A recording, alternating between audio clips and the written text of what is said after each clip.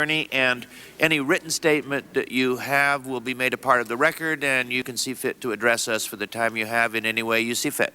Mr. Chairman, thank you very much, and Ranking Member Rangel and distinguished colleagues for allowing me to participate in what I consider to be an extraordinarily important hearing.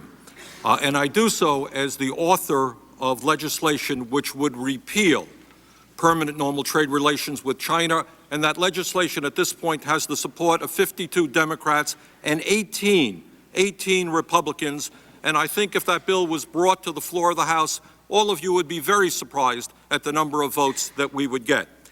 Mr. Chairman, as I'm sure you know, Albert Einstein once said that, quote, the definition of insanity is doing the same thing over and over again and expecting different results, end quote. If that's true, then certainly there can be only one way to describe our current unfettered free trade policy with China and other countries, and that is that it is insane. And Mr. Chairman, while I want to say that I disagree very strongly with you and Mr. Shaw's view on trade, I also have to say that I am very, very disappointed in my Democratic colleagues. I think that both political parties are way out of touch with what American workers and the American people are feeling, and I think the American people want fundamental changes in our trade policies, and I hope that both parties will be able to do that. The simple truth of the matter is that our current trade policies have failed. One of the major reasons that the middle class in America is shrinking, poverty is increasing, and the gap between the rich and the poor is growing wider is due to our disastrous, unfettered free trade policies. If the United States is to remain a major industrial power, producing real products and creating good-paying jobs, we must repeal permanent normal trade relations with China and develop a new set of trade policies which work for the American middle class and working class and not just for the CEOs of large corporations. Mr. Chairman, in the last 4 years, we have lost about 16% of our manufacturing jobs. In my own small state of Vermont, we've lost 20% of manufacturing jobs. From 1989 until 2004, we have lost at least 1.5 million jobs as a result of our trade relationship with China. PNTR has also had a very negative impact on wage growth. Real wages for the overwhelming majority of American workers are declining, and real wages today are lower than they were some 30 years ago. Is trade the only reason for that? No. Is it a significant reason for that? Yes, it is. And Mr. Chairman, I am especially concerned about an issue that we hear very little discussion about. What about the kids who are graduating high school today? 30 years ago, those young people were able to get jobs in manufacturing plants, make decent wages, decent benefits. Today, they're working at Walmart's, they're working at McDonald's, and their wages today are precipitously lower than they were 25, 30 years ago. We've got to deal with that issue. Mr. Chairman, the simple truth of the matter is, and I didn't hear one word about that today. The simple truth is that American workers cannot and should not be asked to compete against desperate people in an authoritarian country like China. People who are forced to work for 20 or 30 cents an hour and who go to jail if they try to form an independent union or stand up for political freedom. That is a patently absurd policy which should not be allowed to continue. On behalf of the American people, we should not be allowing large multinational corporations to throw American workers out on the street, move their plants to China and other low-wage countries, and then bring their products back into this country tariff-free or at almost no tariffs. Mr. Chairman, year after year, we were told by supporters of PNTR about the great markets that would be open to us and all the products we'd be able to sell in China. The reality is, however, that in 2004, we experienced a record-breaking $617 billion overall trade deficit. The U.S. trade deficit with China alone was $162 billion, the largest ever bilateral trade deficit with any country, and roughly equal to our total trade deficit only 6 years ago. We are moving in exactly the wrong direction in trade with China. According to the National Association of Manufacturers, not great friends of mine, If we continue our current policy, our trade deficit with China will more than double to over $330 billion in 2008.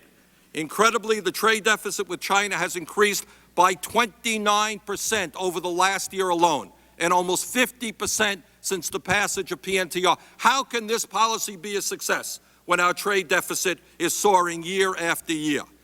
Mr. Chairman, in industry after industry, corporate America is shipping our manufacturing plants, our good-paying jobs to China and other low-wage countries. Anyone who went Christmas shopping this year knows that more and more products on the shelves are made in China. Toys, bicycles, computers, television, shoes and sneakers, all kinds of clothing, telephones, furniture, auto parts, even artificial Christmas decorations. Mr. Chairman, you may remember those little flags that the leadership gave us to wave, the little American flags, when we were commemorating the tragedy of 9/11. Those little American flags were made in China. As bad as that is, we should be very aware that PNTR with China is not only leading to the destruction of traditional manufacturing and blue-collar jobs, it is beginning to lead to the destruction of our whole information technology white-collar job sector. Not only is China rapidly becoming the manufacturing center of the world, it is quickly becoming the information technology hub as well. According to a recent study done by Gartner, of our information tech, 30% of our information technology jobs are in danger of being outsourced overseas during the next decade. Andy Grove, the founder of Intel, predicted last year that the United States will lose the bulk of its information technology jobs to China and India over the next decade. John Chambers, the CEO of Cisco, was typical of many high-tech leaders when he said, and I quote, "China will become the IT center of the world. What we're trying to do is outline an entire strategy of becoming a Chinese company," end of quote. Mr. Chairman, the simple question is, if we're losing our blue-collar jobs in traditional manufacturing, if we're losing our white-collar jobs for our college kids, where are the jobs going to be for our children and our grandchildren? And the Bureau of Labor Statistics already tells us, as they project jobs into the future, that the majority of the fastest-growing jobs in America are going to be low-wage jobs with on-the-job training. So, Mr. Chairman, I think we cannot accept when people like Jeff Immelt of General Electric say, and I quote, "When I'm talking to GE managers, I talk China, China, China, China. You need to be there." Thomas Donahue, the CEO of the U.S. Chamber of Commerce, urges American companies to send jobs abroad. Bill Gates, the wealthiest man in America, tells us that the communist authoritarian China has created, quote, "a brand new form of capitalism, and as a consumer, it's the best thing that ever happened," end quote. Mr. Chairman, the time is long overdue to understand we have made a big mistake. It will be a disaster for our country if we continue these trade policies. It's time to rethink them, and I would urge you and members of this committee to join me in demanding a repeal of PNTR with China and the negotiating of a new trade policy which is fair to American workers. Mr. Chairman, thank you very much. Chair thanks the gentleman from Vermont. Any member wish to inquire? Yes.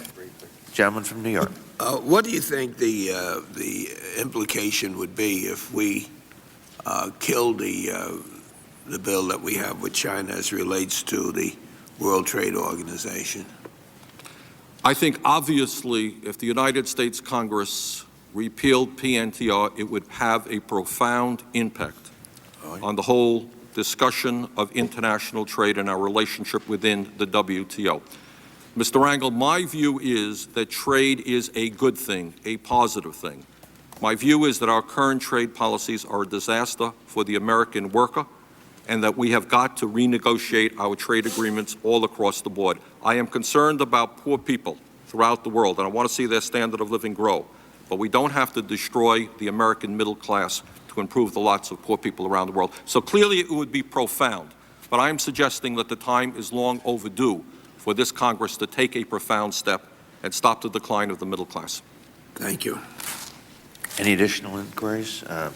Gentleman Just from Florida. briefly, Mr. Chairman. Mr. Sanders, we also have concern about our trade relations with China, and that is why we're having that hearing today. So we are hopeful to learn from this. However, I think that cutting off trade or normal trade relations with China, concerned about several things. One is what effect would that have on the $35 billion exports that we have to China? Are any of those jobs in Vermont? Second, would it result in a partial collapse of the Chinese economy? And what effect would that have on our economy and the world economy? What effect would that have on unemployment and global unemployment? I share your concern that we have to level out our imbalance, which is really growing out of control and something we need to be very concerned about. But I think that to use a meat axe on a problem that should be negotiated would be a terrible mistake. I think we need to negotiate. We need to get concessions from the Chinese, and I think they will be forthcoming, because the Chinese economy is very dependent upon the United States, and I think that they certainly want to and do what they can to avoid our country taking a radical step, as I consider would be of passage of the bill that you are supporting. Mr. Shaw, I would respond this way. You are correct in saying that we have $35 billion in export to China, and that is a lot of money. But as you know, we have 5 times as much in terms of import, and that gap between exports and imports is growing wider. So the question, it's a fair question, what impact the 35 loss, and it's not a question of loss, what impact it would have on our exports, but you've also got to consider what is happening to our economy as a result of our disastrous trade deficit with China today. And not only in jobs, but an issue that we don't discuss enough, wages. With an explosion of technology and worker productivity, Mr. Shaw, why aren't wages going up in the United States? Why are they declining? And don't you think that that has something to do with American workers being forced to compete against people who make 30 cents an hour? You suggest that what I'm proposing is a meat axe, and in some way you're correct. But the reason that I brought forth that legislation is I want to catch your attention and the attention of the American people. The current trade policies are failing, and nibbling around the edges is not going to do it. I'm not against trade with China. I think there's a lot to be said for trade with China, but it has got to be done in a way that benefits us, not just large corporations. Thank you, Mr. Chairman. Any additional member? Gentlewoman from Connecticut. Thank you. You know, Mr. Saunders, I agree with you that this is a serious matter that we have to address. I was part of a bipartisan group that worked on altering America's trade policy during the 80s to address the impact of the entry of Japan into the world market. And there are things that we can do, and we must respond more rapidly in 2005 than we had to respond in the 80s. But I think it is important to diagnose the issue correctly. And while we have a lot more goods coming from China, we don't have a lot more imports coming from all of Asia. There's a routing issue here where goods are going from other Asian countries to China and then to America. So it does, I mean, we just need to be accurate about how we respond, about how we understand the problem, so we can be accurate in how we respond. The other thing that I want to point out as we consider a proposal as radical as yours is that we have done mighty little, and particularly given the pace of change in the environment we live in, to help make our companies more competitive. And there are lots of fronts on which we could be moving ahead in a bipartisan fashion to address rising health care costs, to address the unlevel playing field in international tax policy, to address energy costs, to address legal costs. And most of those initiatives get bogged down here in Congress and take 4 or 5 years to attend to. So Congress has to begin thinking about domestic policy in the context of the pace of change of a global environment. And that is every bit as important. Our savings rate is the lowest it's ever been at. So you know all those problems. But they are as much a part of solving this as improved trade policy. And I think I say to myself, and I would say to you, make no mistake about that. Okay, if I may briefly respond, Mrs. Johnson. I certainly agree with your assertion that we have to deal with domestic issues as well as we look at the overall trade situation. We probably do not agree. I think we need a national health care plan to put us on a level playing field. You probably disagree. But more importantly, I think, and an issue I haven't heard discussed, and Mrs. Johnson, you as a member of the committee have to address it, talking about making our companies more competitive. You know and I know that virtually every major corporation in America today is investing huge sums, tens and tens of billions of dollars in China. And I have to tell you, I do not believe that there's anything that you can do to make America competitive with China in terms of wages, which, to my view, is the major issue. How are we going to compete with a country that pays workers 30 cents an hour and puts them in jail when they form a union? Well, you tell me how we're going to do that. Mr. Sanders, we certainly disagree with that. We have competed with companies that are paying very low wages for decades, and we can do it.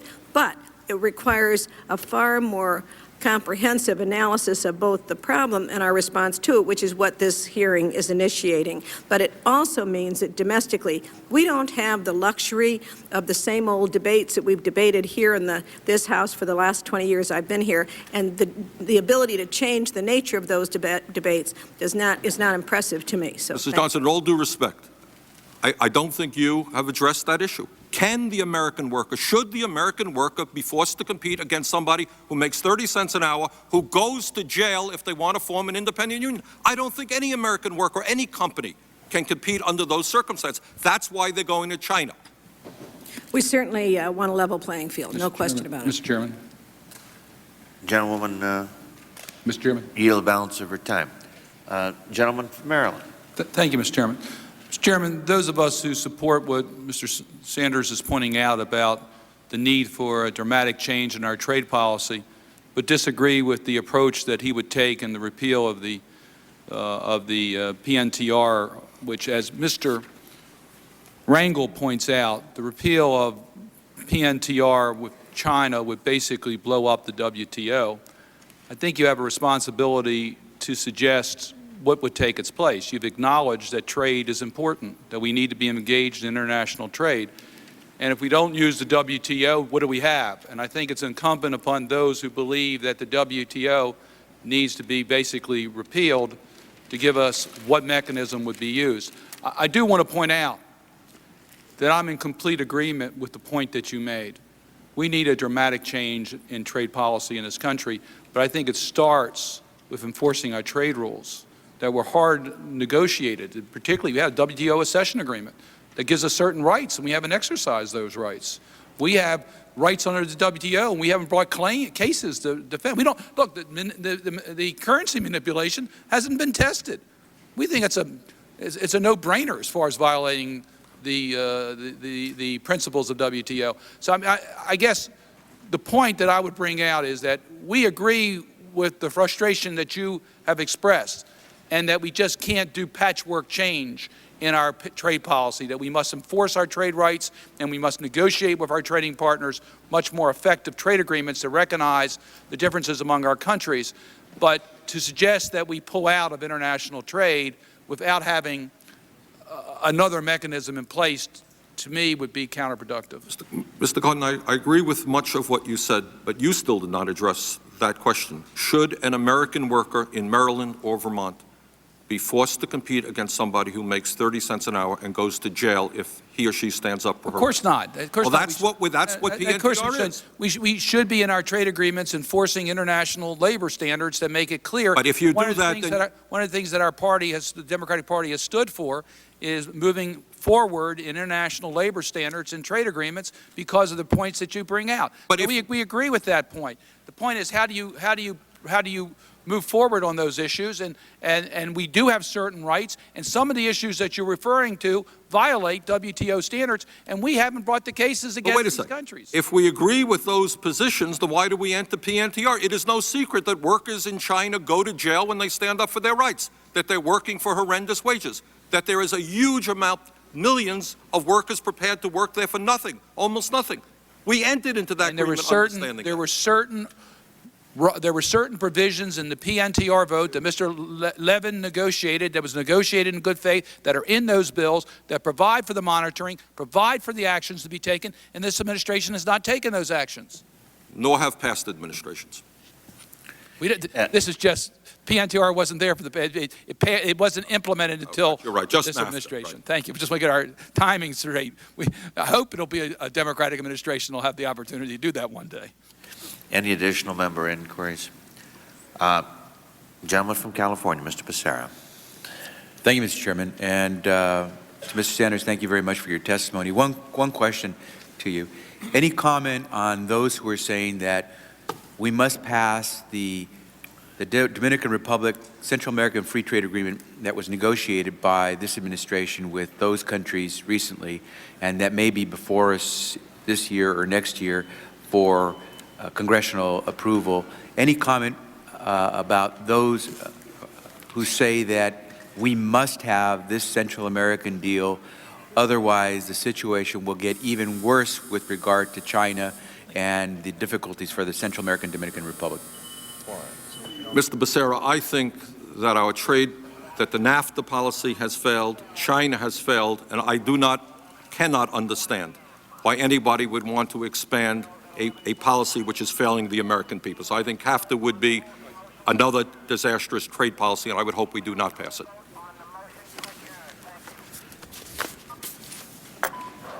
Gentleman relinquish his time. Gentleman from California relinquish his time. Yes, Mr. Chairman. Thank you. Thank you, Bernie.